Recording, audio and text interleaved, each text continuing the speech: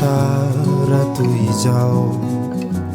nosoratana sy nokaliniray manoatra indray no zay hitatry izay manoatra sary tsapany fanay ianao lay novoko tiako sy koloiko karakaraiko tazomiko tsy afoko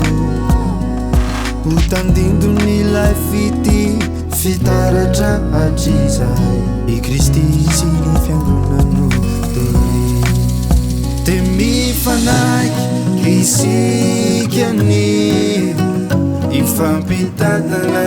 ifankatitoko mandraky izay iodory iaraka hoan'ny Jesosy te mifanaiky isikany ifampitantana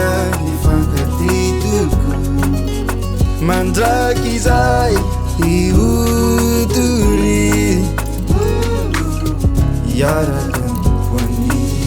Jesosy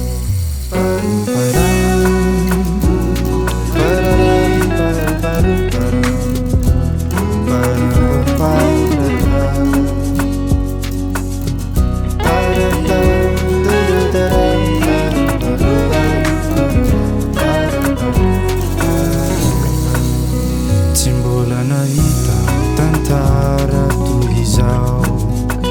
i Kristy momba izy ianao tsy mandao na ino na iseho na tsiky na tomany tranga eo ianao lay novoko tiako sy koloiko karakaraiko tazomiko tsy afoko ho tandindony lay fity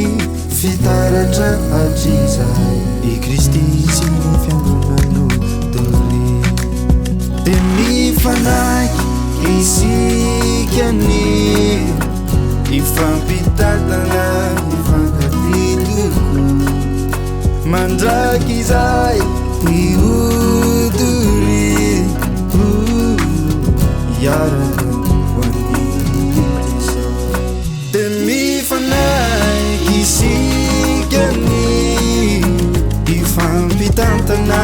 ifankatitoko mandraky izay iodory